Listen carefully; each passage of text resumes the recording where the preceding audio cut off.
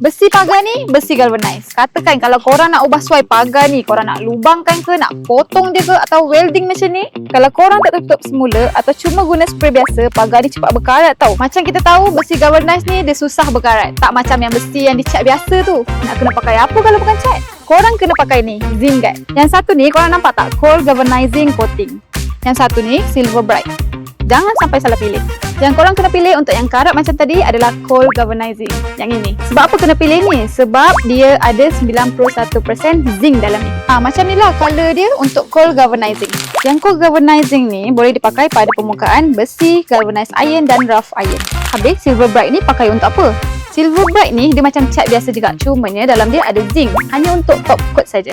Senang kata, korang pakai ni untuk cantikkan atau ratakan korang punya galvanized. Silver bright ni boleh digunakan pada permukaan besi, rough iron, galvanized iron, aluminium dan juga stainless steel. Kalau korang berminat, macam biasa, korang komen je dekat bawah.